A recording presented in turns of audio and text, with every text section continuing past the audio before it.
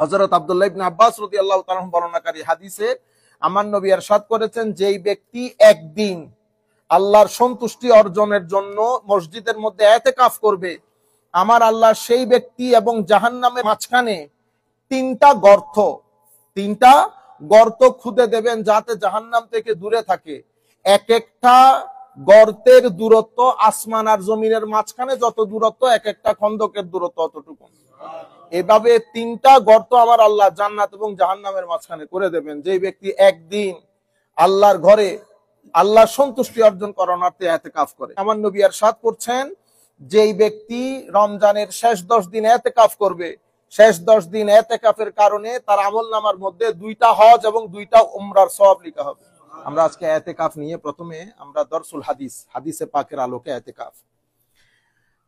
عن عائشة رضي الله تعالى عنها أن النبي صلى الله عليه وسلم كان يعتكف الأشهر الأواخر من رمضان حتى توفاه الله ثم اعتكف أزواجه من بعده متفق عليه।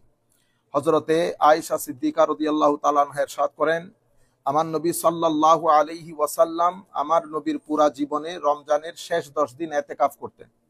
কানা ইয়াতাকিফু, he used to do this ইতিকাফ, 10 days ইতিকাফ in the month of Ramadan. এটা আমার নবীর পুরা জীবনে করেছেন। কি বলেছে? হাত্তা তাওয়াফাহুল্লাহ, আমার নবীর ইন্তেকালের আগ মুহূর্ত পর্যন্ত আমরা নবী রমজানের শেষ 10 দিন ইতিকাফ করতেন। সুম্মা আতাকাফা আজওয়াজুহু মিন বাদিহি, আমার নবীর পরে আমার নবীর আজওয়াজে মুতাহহারা অর্থাৎ আমাদের আম্মা জানগণও এই ধারাবাহিকতায় ইতিকাফ করতেন। আমরা পরে মাসলাগতভাবে পরে আসবো ইনশাআল্লাহ। এর পরবর্তীতে عن أبي هريرة رضي الله تعالى عنه قال كان النبي صلى الله عليه وسلم يعتكف في كل رمضان 10 أيام فلما كان العام الذي قبض فيه اعتكف 20 يوما رواه البخاري وابن ماجه। ইমাম বুখারী এবং ইমাম ইবনে মাজাহ riwayat করেছেন স্ব কিতাবের মধ্যে। হযরত আবু হুরায়রা রাদিয়াল্লাহু তাআলা আনহু থেকে বর্ণিত, উনি বলেন, আমার নবী সাল্লাল্লাহু আলাইহি ওয়াসাল্লাম রমজানের শেষ 10 দিন ইতিকাফ করতেন মৃত্যুর আগ পর্যন্ত।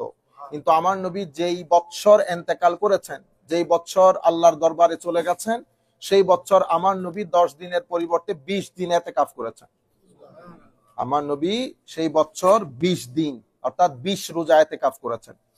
এই বুখারী শরীফের মধ্যে এসেছে, ইবনে মাজাহ শরীফের মধ্যেও এসেছে।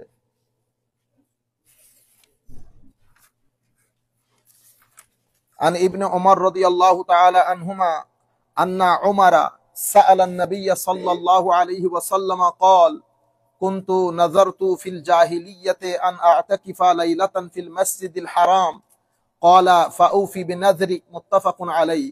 ইমাম বুখারী ইমাম মুসলিম স্ব কিতাবের মধ্যে বর্ণনা করছেন, হযরতে আব্দুল্লাহ ইবনে ওমর রাদিয়াল্লাহু তাআলা আনহু থেকে বর্ণিত, উনি বলেন, আমার পিতা হযরতে ওমর রাদিয়াল্লাহু তাআলা আনহু আল্লাহর নবীকে জিজ্ঞাসা করেছেন, ইয়া রাসূলুল্লাহ, আমি জাহেলি যুগে মান্নত করেছি একদিন কাবা ঘরের ভিতরে ইতিকাফ করার জন্য। আমি জাহেলি যুগে মান্নত করেছি কাবা ঘরের ভিতরে একদিন ইতিকাফ করার জন্য।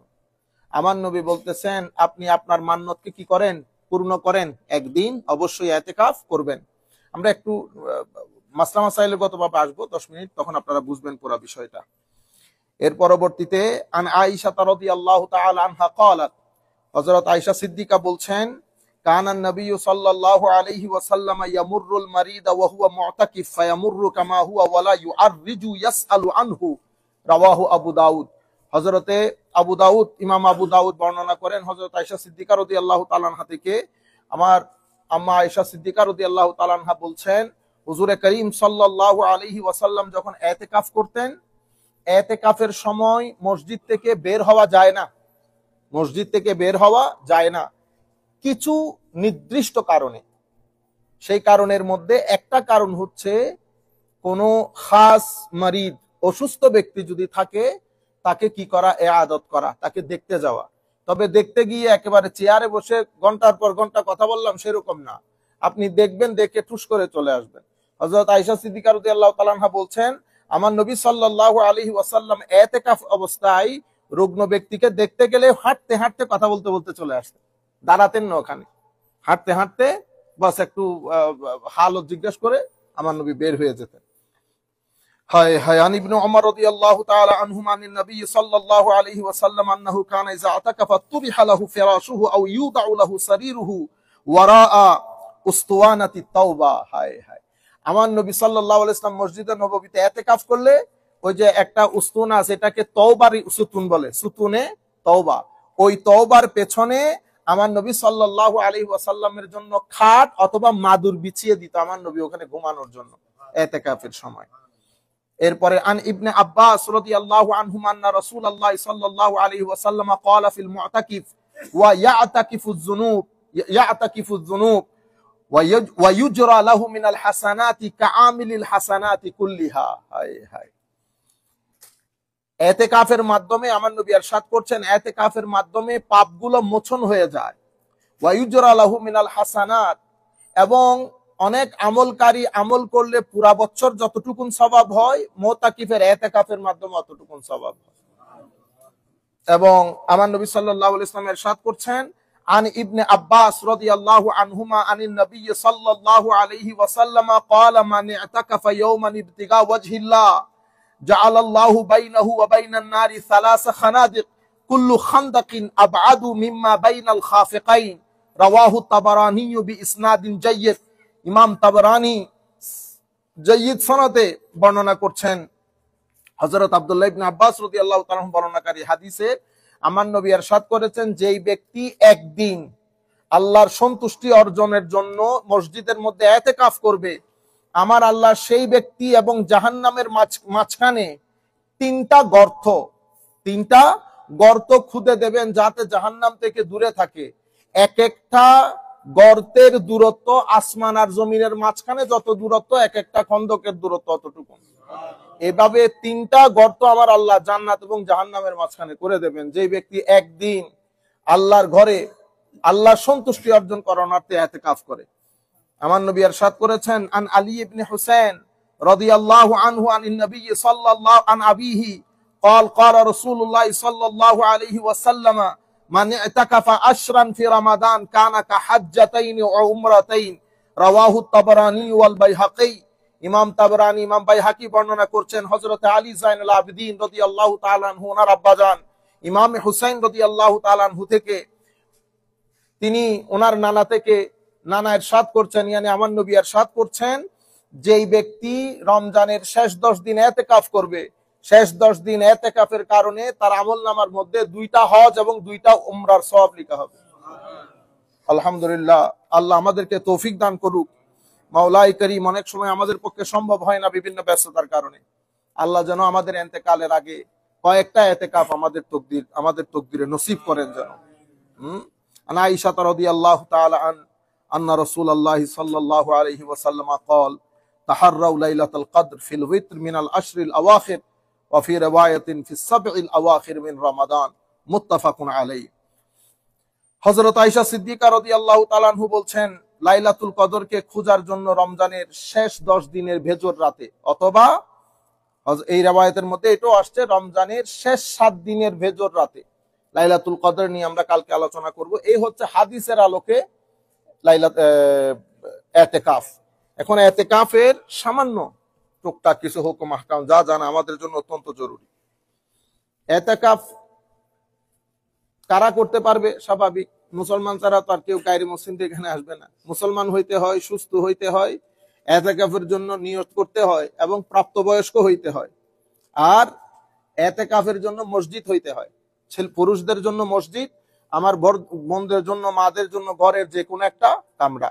তাইলে ইতিকাফের জন্য মুসলমান হইতে হয়, নিয়ত করতে হয়, এর পরবর্তীতে প্রাপ্তবয়স্ক হইতে হয়, মসজিদ হইতে হয়। হ্যাঁ, তারপরে হচ্ছে ইতিকাফ কয় প্রকার? ইতিকাফ 3 প্রকার। এগুলো আমরা মুখস্থ করে ফেললে আমাদের জন্য সুবিধা হয়, আপনারা বাইরে মানুষকে বলতে পারবেন। একটা হচ্ছে ইতিকাফ ওয়াজিব, আর একটা ইতিকাফ সুন্নাত, এটাকে আমরা আমাদের হানাফি মাযহাবের মধ্যে আমরা সুন্নতে মুআক্কাদা বলি। আর একটা ইতিকাফ এটা মুস্তাহাব। তাইলে একটা ওয়াজিব আবশ্যকীয় কোনটা? যেটা আপনি মান্যত করেছেন, আমার এই কাজ যদি হয়ে যায়, যদি আমাদের সমাজে এগুলার প্রচলন নাই, এটা অনেক বড় বড় জিনিস। হ্যাঁ, তো অনেক আরব রাষ্ট্রের মধ্যে আছে জিনিসগুলো, আমাদের রাষ্ট্রে প্রচলন নাই। আমরা ইতিকাফের নিয়ত করে মান্যত করি না। আমরা এমনিতে ডোনেশন করি। তো এটাও মান্যত করে আপনি এতেকাফ করতে পারবেন। ধরেন আপনার জীবনে বড় কোনো কিছু, হ্যাঁ, বিপদ আপদ অনেক ধরনের ঘটনা ঘটে, তো আপনি যদি মান্যত করেন যে কোনো বড় কাজে যে আমার এই কাজটা হয়ে গেলে আমি একদিন এতেকাফ করব, তাহলে ওই মান্যতের এতেকাফটা করা ওয়াজিব। এখন ওই এতেকাফটা আপনি কতদিন করবেন, কতক্ষণ করবেন? হানাফি মাযহাবের মধ্যে এতেকাফটা অবশ্যই একদিনের হতে হবে। কেন? কারণ এতেকাফের মধ্যে রোজা আবশ্যক। তো রোজা একদিন না হইলে হবে না। সুতরাং আপনি রোজা অবস্থায় এতেকাফ করবেন according to the school of Hanafi, school of Islamic law. আমাদের জন্য মান্যতের যে এতেকাফ সেটা করা ওয়াজিব। ওই হযরত ওমর বলেছিল না, হুজুর আমি জাহেলি যুগে মান্যত করেছি কাবা ঘরের মধ্যে একদিন এতেকাফ করব, আমার নবী বলেছেন এতেকাফ পূর্ণ করো। ওই মান্যতের যে এতেকাফ সেটা করা ওয়াজিব। তো সেটার মানে কমসে কম ডিউরেশন কতটুকুন? একদিন হতে হবে। কেন? কারণ আপনি এতেকাফের সময় রোজা রাখতে হবে, সেই কারণে এতেকাফের মিনিমাম ডিউরেশন হচ্ছে একদিন। এটা হচ্ছে ওয়াজিব এতেকাফ। সুন্নতে মুআক্কাদা, কিন্তু সুন্নতে মুআক্কাদা আলাল কিফায়া, মানে রমজানের শেষ 10 দিন এতেকাফ করা। তো হানাফি মাযহাবের মধ্যে এটাকে মুআক্কাদা বলে। কেন মুআক্কাদা? মানে মুআক্কাদা শব্দ তাকিদ থেকে, তাকিদ মানে এখানে একটা কম্পালশনের একটা বিষয় আছে, ইম্পারেটিভনেসের একটা বিষয় আছে, মানে করাটা জরুরি। আচ্ছা, কেন? কারণ আমার নবীর জীবনে এই জিনিসটা ছাড়েন নাই। যে জিনিসটা আমার নবী মাঝে মধ্যে ছাড়তেন, মাঝে মধ্যে করতেন, হানাফি মাযহাবের মধ্যে এটাকে সুন্নতে জায়েদা বলে, এডিশনাল সুন্নাহ। আর যেটা আমার নবী সবসময় করতেন, বিশেষ কোনো কারণ ছাড়া ছাড়েন নাই, এটাকে সুন্নতে মুআক্কাদা বলে। যেমন জোহরের পরের 2 রাকাত সুন্নত আমরা পড়ি না? আমার নবী এক গ্রামের মধ্যে সালিশ করে, ট্রাইবের মধ্যে সালিশ করে এসে অনেক পরে নিজের এলাকায় এসে ওই 2 রাকাত সুন্নতটা পড়েছেন। এই জন্য মাযহাবে হানাফির মধ্যে এটাকে আমরা বলি সুন্নতে মুআক্কাদা। এটা আবার আপনি অন্য মাযহাবের মধ্যে পাবেন না।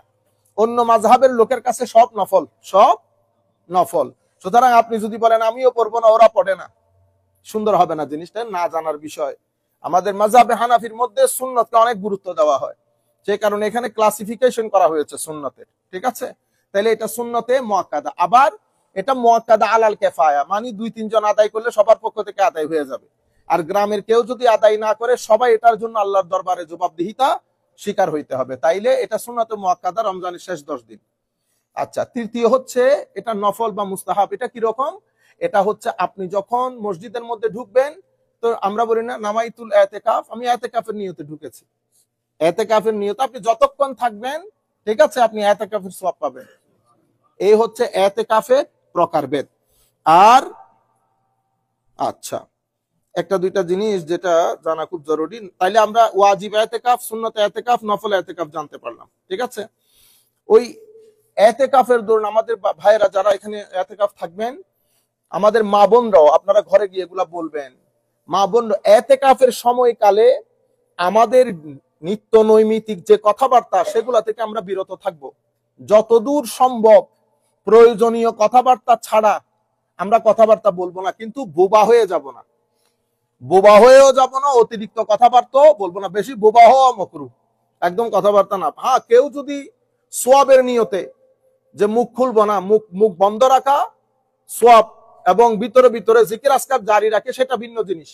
আমি ন্যাচারালি এবং জেনারেলি বলতেছি যে আমরা কথা বলার থেকে বিরত থাকবো, টেলিফোন ইস্তেমাল করা থেকে বিরত থাকবো, নাম্বার 1। নাম্বার 2 হচ্ছে আমার প্রয়োজনের বাইরে, প্রয়োজন বলতে প্রয়োজন মানে এটা আপনি সেট আপ করবেন না কোনটা আপনার প্রয়োজন, কোনটা আপনার প্রয়োজন না। এখানে দুই ধরনের প্রয়োজনীয়তা আছে। একটা হচ্ছে ন্যাচারাল প্রয়োজন, আর একটা হচ্ছে শরঈ প্রয়োজন। ন্যাচারাল প্রয়োজন মানে এখন বাংলাদেশে ইতিকাফ করতেছেন, বাথরুম তো মসজিদের বাইরে, এটা ন্যাচারাল প্রয়োজন। বুঝতে পেরেছেন? আপনাকে বের হইতে হচ্ছে মসজিদ থেকে, এখানে সেটার প্রয়োজন পড়ছে না। আরেকটা হচ্ছে শরঈ উযর। শরঈ উযরের মধ্যে আপনি এমন একটা জায়গায় ইতিকাফ থেকেছেন, এটা মসজিদ কিন্তু ওখানে জুমা হয় না, তো এটা শরঈ প্রয়োজন, আপনাকে বের হইতে হচ্ছে জুমা পড়ার জন্য। তাইলে আপনি বিশেষ প্রয়োজন বাদে আপনি মসজিদ থেকে বের হবেন না। আর যদি কোনো কারণে বের হতে হয়, অবশ্যই আলেমদের তাকে জিজ্ঞেস করে নেবেন। কিছু কারণে বের হওয়া যায়, যেমন রোগী দেখার জন্য, এটাও বিশেষ প্রয়োজনে, কিন্তু আপনি ঢুকার সময় ওই নিয়ত করে ঢুকবেন যে জানাজা এবং রোগী আমি যদি হয় তাহলে বিশেষ প্রয়োজনে বের হব। ঠিক আছে? 2। এর পরবর্তীতে আপনাদের মধ্যে কেউ আছেন এখানে যারা ইতিকাফ করেন বাইং সেলিং এর সাথে জড়িত, গড় বেচা বিক্রি আছে, আপনি এক মাস তো আর না করে থাকতে পারবেন না। আপনি এতেকাফ অবস্থায় এই বেচা বিক্রি গুলো সংক্ষিপ্ত কথাবার্তার মধ্যে, ওলামায়ে কেরামের ফিকার কিতাবের মধ্যে, যদি আমি ওই বিষয়ের মানুষ না, আমার এমনি তো ওইগুলা কথা বলতে ভয় করে, বুঝতে পেরেছেন, এই ওই টুকটাক বলি আর কি কিতাবপত্র থেকে। তো উলামায়ে কেরাম বলেছেন বাইং সেলিং এর ক্ষেত্রে শুধুমাত্র প্রপোজাল এন্ড অ্যাকসেপ্টেন্স এতটুকুনের মধ্যে সীমাবদ্ধ থাকাটা জরুরি। তবে আপনি ব্যবসাপাতি যদি আপনার থাকে, যেমন এই আমাদের আতাবাই ঢুকছে, তো এখন ওনার ওখানে তো আছে, মালপত্র অর্ডার করতে হয়, উনি মালপত্র অর্ডার করতে পারবেন, মালপত্র ছাড়িয়ে নিতে হয়, মালপত্র ছাড়িয়ে নিতে পারবেন। অর্থাৎ যতটুকুন টুকটাকের মধ্যে সারানো যায় অতটুকুন করতে পারবে, কোনো অসুবিধা নাই। কিন্তু একদম ব্যবসার ভিতরে যদি ঢুকে যায় তাহলে তার এতেকাফ হইল না।